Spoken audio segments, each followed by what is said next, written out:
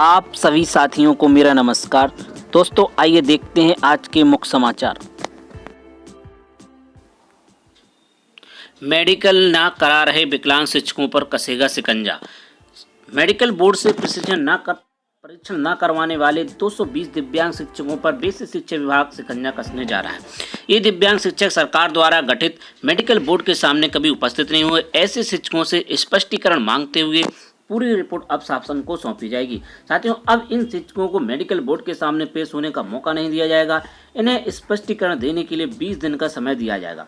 इसके बाद रिपोर्ट शासन को सौंप दी जाएगी। इन विकलांग शिक्षकों को 2016 से 2021 के बीच कई बार कैंप का आयोजन कर मौका दिया गया है। सुप्रीम कोर्ट के एक आदेश के अनुपालन में 2016 में सरकार ने सूची जारी कर 1005 विकलांग अध्यापकों को मेडिकल बोर्ड के सामने जांच कराकर अपने प्रमाण पत्रों को सत्यापन के निर्देश दिए थे।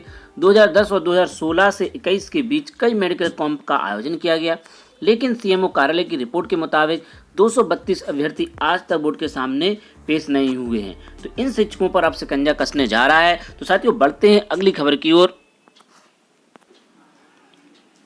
प्रतियोगिता में बाल कहानी लिखेंगे परिषदीय शिक्षक। जिला स्तर पर चयन के लिए 30 सितंबर तक ली जाएंगी प्रविष्टियां। साथियों, परिषदीय विद्यालयों के शिक्षकों के लिए राज्य स्तरीय बाल कहानी लेखन प्रतियोगिता का आयोजन किया जा रहा है। ये प्रतियोगिता स्थानीय भाषा में बच्चों को रोचक कहानियां सुनाने परंपरा को आगे बढ़ाने की कवायद है। साथियों, प्रतियोगिता का आयोजन राज्य हिंदी संस्थान वाराणसी द्वारा किया जा रहा है। इसके लिए शिक्षक अपने जिला शिक्षा एवं प्रशिक्षण संस्थान डाइट में 30 सितंबर तक प्रविष्टि भेज सकते हैं। प्रत्येक जिले से 2 शिक्षक चुने जाएंगे। इसके बाद राज्य स्तरीय कहानीकार चुनकर पुरस्कृत किए जाएंगे। प्रतियोगिता 2 चरणों में होगी। पहले चरण में जिले स्तर पर प्राप्त प्रविष्टियों में से 2 शिक्षकों का चयन किया जाएगा। इसके बाद चयनित कहानियों को जिले से राज्य हिंदी संस्थान वाराणसी को 20 अक्टूबर तक भेजा जा सकेगा। तो साथियों, ये बाल कहानी लेखन प्रतियोगिता परिषदीय शिक्षकों के लिए होने जा रही है। तो चलिए बढ़ते हैं अगली खबर की ओर। साथियों, स्कूलों की प्रार्थना सभा में अब सड़क सुरक्षा का भी पाठ। बेसिक शिक्षा विभाग के विद्यालयों में अब प्रार्थना सभा के समय विद्यार्थियों को सड़क सुरक्षा का पाठ भी पढ़ाया जाएगा। परिवहन विभाग की पहल पर बेसिक शिक्षा विभाग ने सभी अधिकारियों और प्रधानाचार्यों को निर्देश जारी किए हैं। इसके तहत भीड़ वाले स्थानों पर वाहन गति का ध्यान रखना, मोबाइल फोन पर प्रयोग न करना, हेलमेट पहनना, यातायात नियमों का चिन्हों का पालन करने के लिए जागरूक करना है, जिससे कि सड़क दुर्घटना मृत्यु की संख्या कम की जा सके। संयुक्त शिक्षा निदेशक बेसिक गणेश कुमार जी की ओर से जारी निर्देशों के अनुसार युवकों की जागरूकता के लिए बैठक करने, स्कूलों में विद्यालय परिवहन सुरक्षा समिति गठित करने और स्कूल परिसर की दीवारों पर यातायात नियम और नारे प्रदर्शित करने के लिए कहा गया है।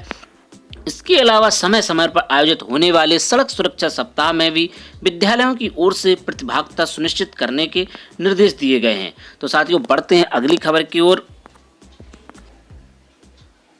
शिक्षकों के वेतन से बीमा राशि की कटौती हो बंद। जी हाँ साथियों, ये खबर आपके जो 87 रुपये बीमा के काटे जा रहे हैं उनके संबंध में है, जिसमें कि उत्तर प्रदेश दूरस्थ बीटीसी शिक्षक की बैठक में शामिल पदाधिकारियों ने एक साथ कहा है कि जो 87 रुपये की मासिक कटौती हो रही है उसको जल्द से जल्द बंद किया जाए। उत्तर प्रदेश दूरस्थ बीटीसी शिक्षक संघ ने प्रदेश में परिषदीय शिक्षकों के वेतन से हर महीने काटी जा रही बीमा राशि को अवैध बताते हुए इसे रोकने की मांग की है। साथ ही शिक्षकों के परमानेंट रिटायरमेंट अकाउंट नंबर जारी करने की मांग की गई है।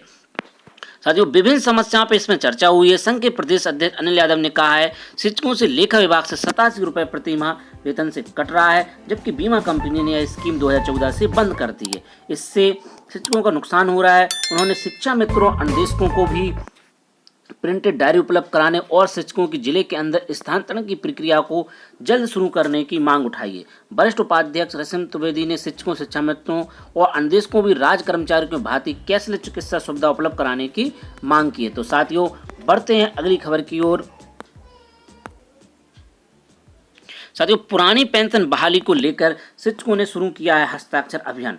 अखिल भारतीय प्राथमिक शिक्षा संघ के तत्वावधान में पुरानी पेंशन की बहाली को लेकर चरणबद्ध आंदोलन किया जा रहा है। पुरानी पेंशन के साथ शिक्षा मित्र, अनुदेशक, समुदाय शिक्षकों को स्थायी किए जाने की मांग की जा रही है। इसके तहत जनपद में ब्लॉक वार हस्ताक्षर अभियान चल रहा है। ये समस्त जनपदों में इस प्रकार की पहल को शुरू किया गया है और यहाँ पर हस्ताक्षर के माध्यम से अपनी बात को माननीय मुख्यमंत्री जी, माननीय प्रधानमंत्री जी को ये हस्ताक्षर का जो ज्ञापन है उसको सौंपा जाएगा। तो साथियों बढ़ते हैं अगली खबर की ओर। 104 राजकीय महाविद्यालयों में प्राचार्य के पद खाली। जी हाँ साथियों, प्रदेश के 104 राजकीय महाविद्यालयों में लंबे समय से प्राचार्य के पद खाली हैं। पदों को भरने के लिए 3 साल पहले विभागीय प्रोन्नति कमेटी डीपीसी की बैठक हुई थी, लेकिन प्रोन्नति पाए प्राचार्य सूची अब तक जारी नहीं की गई है। ऐसे में कई महाविद्यालयों में असिस्टेंट प्रोफेसर ही प्राचार्य का काम देख रहे हैं, जिससे राजकीय महाविद्यालयों में शैक्षिक गतिविधियां प्रभावित हैं। प्रदेश भर में 172 राजकीय महाविद्यालय हैं। इन महाविद्यालयों में विभागीय प्रोन्नति से प्राचार्य की तैनाती होती है। 2019 में प्राचार्य करीब 80 पद खाली थे। इन पदों को भरने के लिए डीपीसी हुई। उच्च शिक्षा निदेशालय से सूची शासन को भेजी गई, लेकिन शासन में सूची अब तक अटकी हुई है।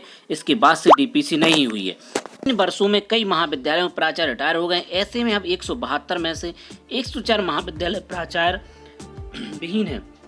स्थायी प्राचार्य न होने से प्रभारी के नेतृत्व में व्यवस्था संचालित है। इसके कारण कई महाविद्यालयों में वरिष्ठता को लेकर विवाद है, क्योंकि जूनियर शिक्षक को ही प्रभारी प्राचार्य बना दिया गया है। स्थायी प्राचार्य के न होने से नीतिगत निर्णय नहीं लिए जा सकते हैं। इससे शिक्षा की गुणवत्ता प्रभावित हो रही है। स्थायी प्राचार्य न होने से शैक्षिक गतिविधियां प्रभावित हैं और 2019 में डीपीसी होने पर भी शासन ने जारी नहीं की सूची।